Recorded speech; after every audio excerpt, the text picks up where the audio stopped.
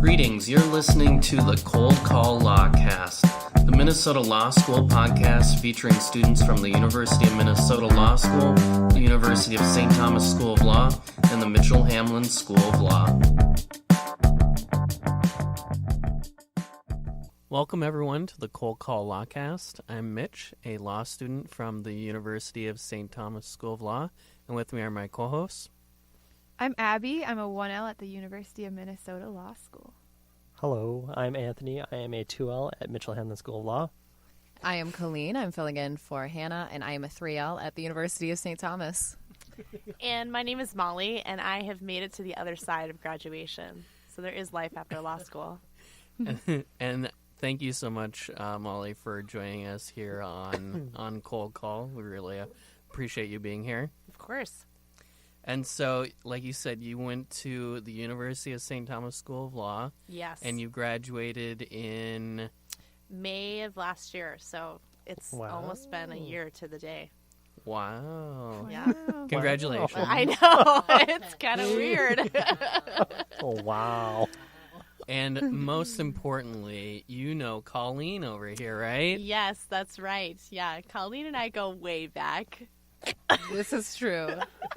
all the way back to law school. Yes, to law school. So I know Molly, I guess, through school, but then we're also in the same small women's group. So we go to the same church, called the Table in Minneapolis, and I guess we kind of got to know each other pretty well through that rather than school. Yeah. But then we just had the underlying law school depression that pretty much united us. Yeah. So I think everyone in our small group hates us at times because we connect at law school obviously so easily. With any law student that you meet, it's just such an easy connection point. And they just don't get it. Yeah. Of depression and cynicism. Yeah, exactly. Yeah, they get your dark humor and everything that law school brings.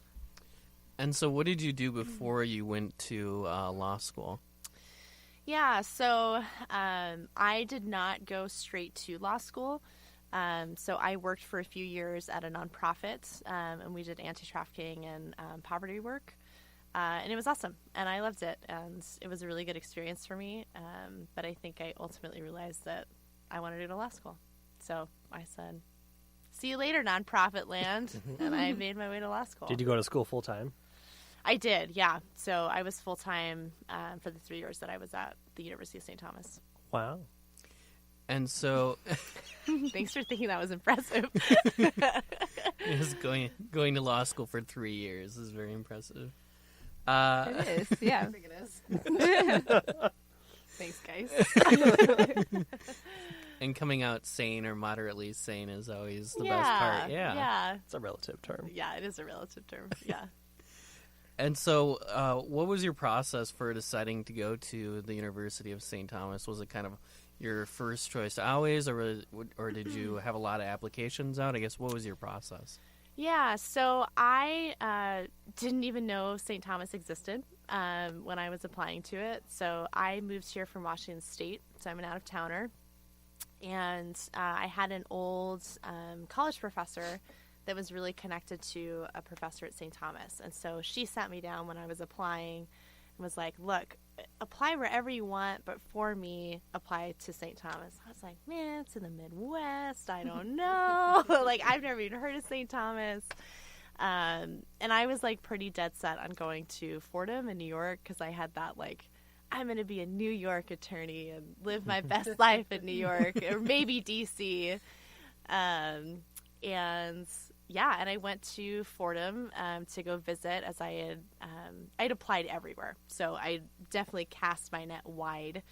But I went to go visit Fordham, and absolutely, I hope this is okay to say, but I really didn't like it. And that is just not okay to say. You're good. We're going to have you to never edit it know out. who you're talking I am to. sorry, right? Fordham. All Yeah. of those Fordham law students who are listening to this podcast. I'm sure. Well, we you never know. apologize. Yeah. But it was like a really horrible experience. Like it was just a very stark experience for me to walk away and say, "Wow, that was." So what makes it horrible when you're doing these tours? Is it just like the way people act towards you, or how is that? Yeah, it was a mixture of a lot of things. I was on the end of, so part of what I got to do before I came to law school, too, was I was a young women's delegate at the UN for 2 years. And so I was ending some of my time there and had, like, rearranged my whole schedule to go do 2 hours at Fordham.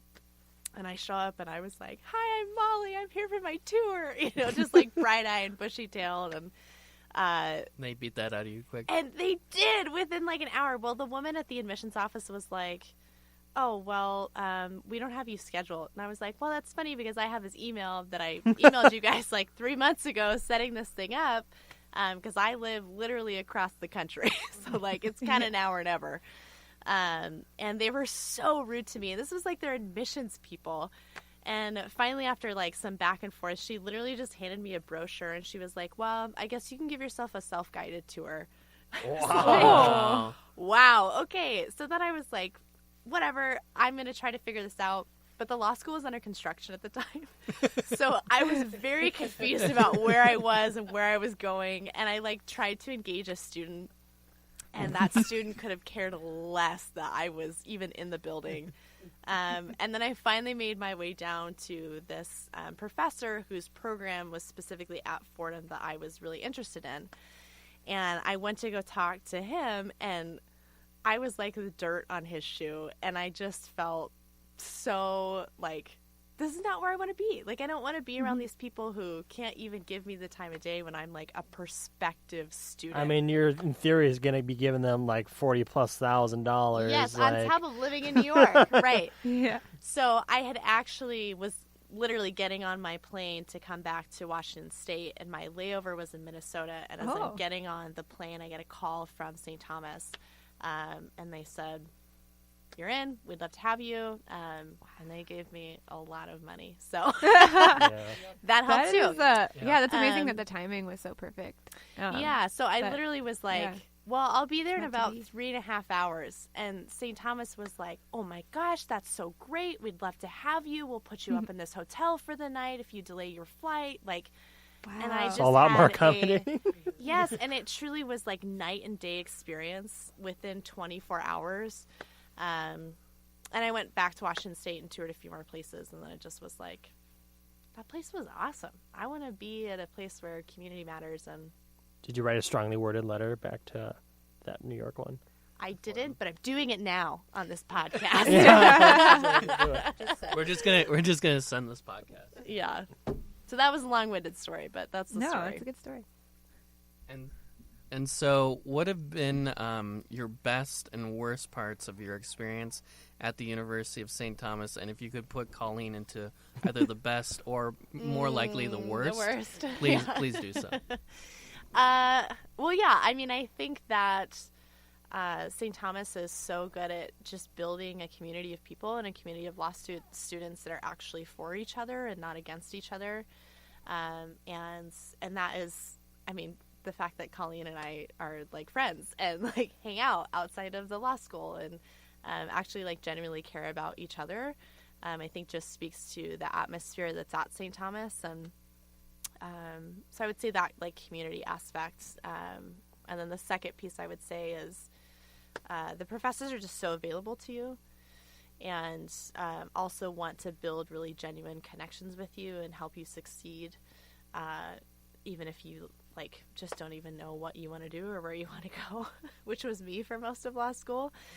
So it was really helpful to have professors that treated me with dignity and respect and valued my opinions. And so I really loved that. The worst aspects of St. Thomas.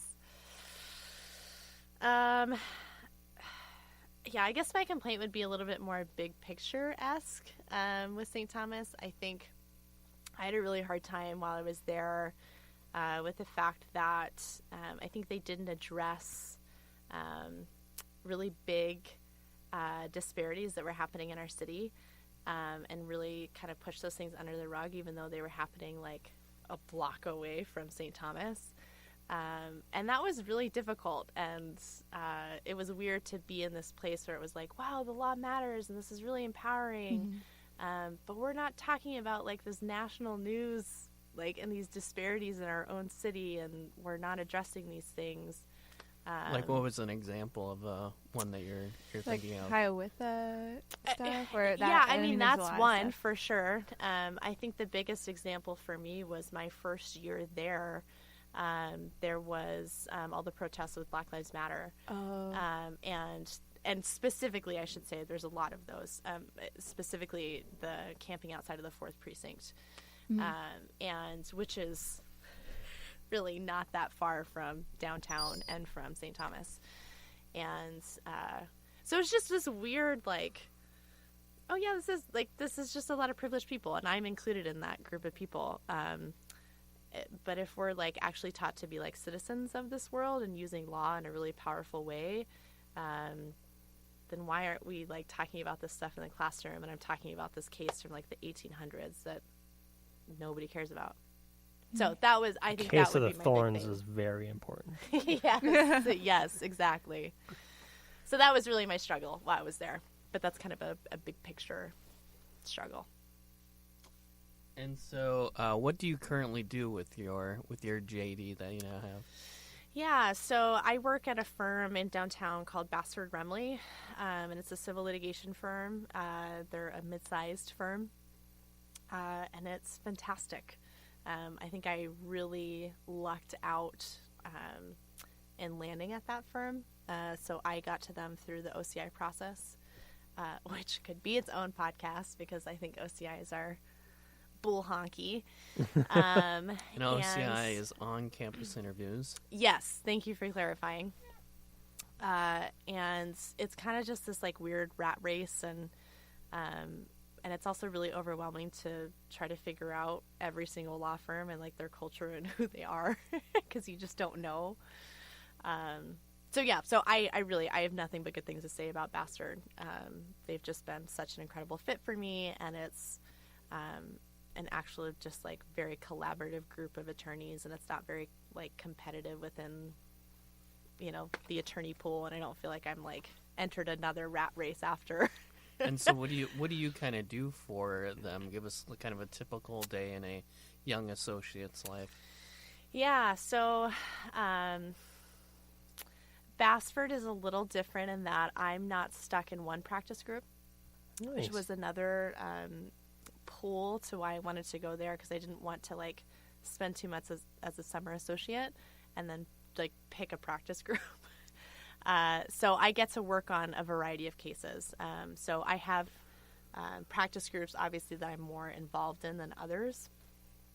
So I do a lot of consumer defense, commercial litigation, products liability type work. And there's some, like, employment, labor law stuff thrown in there too. But Is that a mix of both defense and plaintiff's work, or mostly defense? we're mostly defense. We do some plaintiff's work. It's a lot of our pro se work, though, that is the plaintiff's work. Or if it's class actions, we do a lot of class action plaintiff's work.